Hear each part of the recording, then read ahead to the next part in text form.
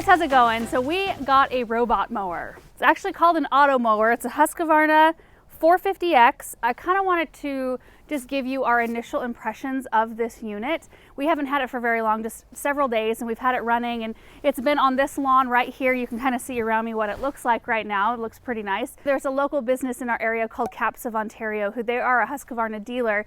They reached out to us earlier on this year, and because the owner has one and he loves it, and he thought, oh, it'd be so cool to hook them up with one of these. And so anyway, we thought we would just give you some of our initial impressions of the unit. For those of you guys who are not familiar with these units, this is like the Roomba of lawnmowers. So like how a Roomba goes around your home and vacuums up your floor, it's all automated, it docks itself to charge. You can set when you want it to run. This is the same kind of concept. Runs around your grass and kind of eliminates the need to get out here and mow. There are like 7 models, give or take, and they all do different things. Like this one can mow a space up to 1 1/4 acre. It has to all be one contiguous piece of ground.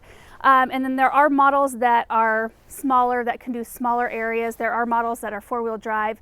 If you've got really hilly terrain, that they can go on a steeper grade, and they can handle that.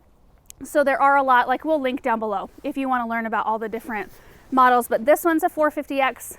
I think I mentioned it mows 1 1/4 acre, and typically will run for about 4.5 hours on one charge, and it takes about 60 minutes to charge. It's also incredibly quiet, which is something really nice for me, because lawn mowers and blowers and all those tools that we have to use out here, they're really loud and they can be obnoxious, especially if you have to use them a lot. I was out here planting bulbs yesterday, and there was a light breeze, so there was a little bit of movement of leaves, and then out of the corner of my eye, I saw I thought it was an animal prowling toward me, because I'm not used to having this in the lawn yet. And I looked over, kind of shuddered, and it was this little mower just going around the grass, just doing its thing. So it'll take me a minute to get used to it, because you can't really hear it unless it finds like a little tuft of grass that it's missed or something like that. Then you can hear like a tiny little cutting sound, and it moves on. It's also weather resistant, like it can handle rain and sprinklers during the growing season. Of course, we won't keep it out here during the winter months. That's not good for any machine to be out during that. Okay, so let's start with installation. It was actually very easy. So you start with the docking station, which is where this unit drives itself up and plugs itself in. You need to put that docking station near the edge of your grass somewhere, and also near a power outlet. And then you have to lay your perimeter wire. And the way we did it was by using a cable layer. I've never seen one of these in use, but it was awesome. So you have your wire, you just put the spool in the cable layer, and you just run it along the perimeter of your grass. And what it does is it punches that wire about 2 inches down below the surface of the grass, about 6 inches in from your flower bed. It took him like 10 minutes to go the entire perimeter around this grass and lay that wire. There is another option. You can lay the wire just right on top of the grass and then tack it down with stakes. There are particular stakes you can use, and then the grass kind of eventually grows over that wire. I really liked the cable layer method, because I feel like it's gone. There's no tripping hazard. I don't think that's a huge concern, because the grass grows over the wire eventually, the other method, but I just like to not be able to see it, and I can walk on the grass and not feel any stakes or anything like that. So essentially what we had in the end was 2 wires sticking up by the docking station, one where we started and one where we ended. And then you take connectors and just crimp them with like a pair of pliers right onto the ends of those wires. And then there are 2 places in the back of the docking station where you plug those in. So one on either side. So essentially in the end, you have a big circle of wire in kind of a weird circle-y shape-ish, whatever shape your lawn is, and they both connect to that docking station. So in terms of how you control it, there is a panel right underneath this lid here, and you can set your schedules or your mow height or all of that sort of thing from here. There's also an app that you can download called Automower Connect, and you can set your blade height, which the minimum it'll cut is at 0.8 inches, or you can set it up to 2.4 inches. You can also tell it if you want it to go home. So let's say you have people coming over and you don't really want this rolling around the grass. So you can just get on your phone, tell it to go home, and it'll find its way back to the docking station. You can set times, like, I want it to run from 1 to 6 p.m. today, or whatever the case may be. And then you can also set the security features. So that was one thing that I wondered about, like, especially if you live in an area that's, closer, like subdivisions or closer neighborhoods, and you have one of these rolling around in your front yard. I mean, I thought, well, that would be really easy to run in and pick up, but these actually have a crazy alarm system on them. You can set it like to low, medium, or high, and if you have it on the high setting and somebody tries to pick it up, the unit senses that and it will screech. Like, it has a super obnoxiously loud alarm. I haven't personally heard it, but people say it sounds like an alien ship is landing. And so that will deter most people. You can also, it has a GPS tracker. It usually is about 45 seconds behind, where it's at, but you can at least track where it's going. But I think once somebody picks it up or tries to pick it up and hears that alarm, they're not gonna, that draws way too much attention. Okay, so now I wanna talk about safety, because when I was unfamiliar with what these were like, I would have just assumed that if I picked this up, I would just see, lawnmower blades that were rolling underneath this whole shroud. And that can be really scary, and there's just nothing like that. So let me show you what this looks like underneath. The mowing deck is actually very small. See that right there? So in the carriage here, if it senses you trying to pick it up, it disengages and it shuts off. So there's no way, if it senses that kind of obstacle or somebody picking up, this whole thing shuts off immediately. And the blades here, let me see if I can show you one. This is the blade. You see that? It's like 1/4 of an inch long. So even if all of your safety things fail, let's say every single safety thing fails, you're not gonna cut a digit off. It'll probably cut you if every safety situation fails, but it's not going to do any really serious damage. So I think a lot of people's concerns is about reaching underneath a lawnmower and getting a finger cut off. And I just wanted to show you like how far I would have to reach in order to even get to the blade. Like my arm, I'm on my wrist right here. And this thing, because it senses obstacles and it shuts itself down, I would probably be able to reach in about this far before the unit would shut down. Now, if you have like really flat objects, like maybe a flip-flop or an article of clothing on the ground, it would probably still try to run over that. But the blades are free. They're like free from this. They're not attached to this circular disc in the middle. So it's not like it's some kind of unyielding force where you just can't stop it. They spin around and it makes it a lot more gentle, if you will. A gentle cut. You have to keep in mind that this was designed to cut blades of grass, not like sticks and debris in your yard. This is for grass. So it makes me feel good because, we have Benjamin and another little one on the way. I wouldn't want something out in our yard that was unsafe. So I feel really good about all the different things that this offers in terms of safety. Okay, so now I want to share a few observations just to maybe answer some of the questions that you might have. They were questions we had.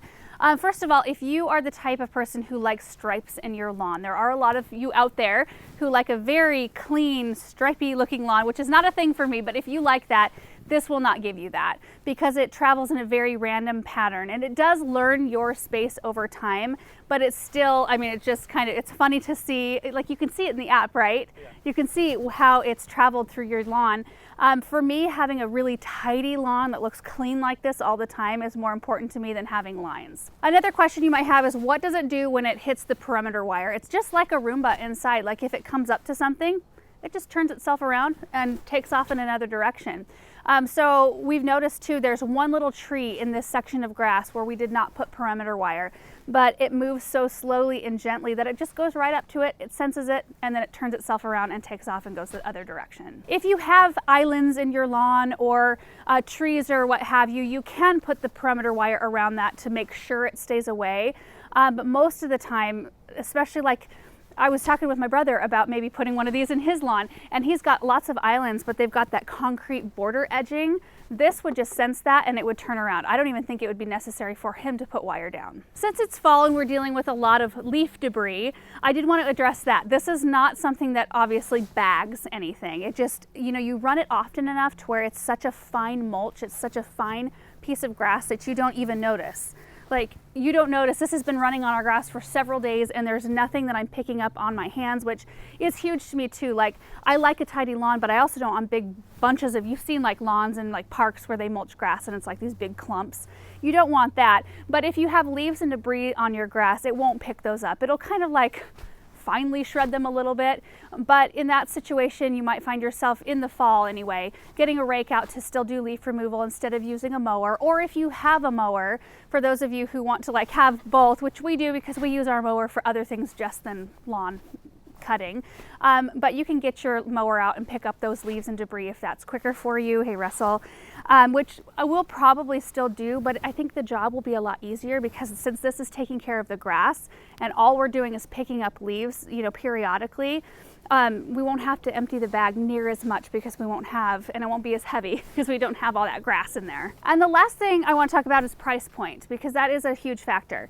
Now this one this is a really nice model, and you can find it like on the website with a professional installation. It says like $4,600. You can find the same unit online other places for $3,500. So it kind of just depends on where you're getting it from, if you're getting somebody to install it for you. And of course this model, like we don't need this big of a model for this space. In fact, I'm thinking we may even end up moving this up to our front area when we get our big lawn done up there, because this can handle such a bigger area and we could get a much smaller unit for this space. And I think they go down to around $2,000. So they range from $2,000 to $4,600. From what I can tell, there are some models with higher numbers than this though. I think there's like a 535 and a 550. I don't know anything about those models. They probably offered it a little bit different features than this one. And I could not find any price points on those. You had to ask the dealer. That's always scary. Actually, the very last thing I forgot to mention earlier is that these are really well suited for lawns with contiguous pieces of grass, like one large piece of grass. You can, if you've got two sections of grass, you can have it connect, but you have to be able to run a wire from one piece to the other. And it just gets a little bit hairy when you have to do it that way. So it's best just for large areas. Like you guys have seen us tour my parents' garden. It's a terraced area and there's lots of little grass patches. Something like this would be probably not suitable for a garden like theirs unless they wanted to invest in a lot of units.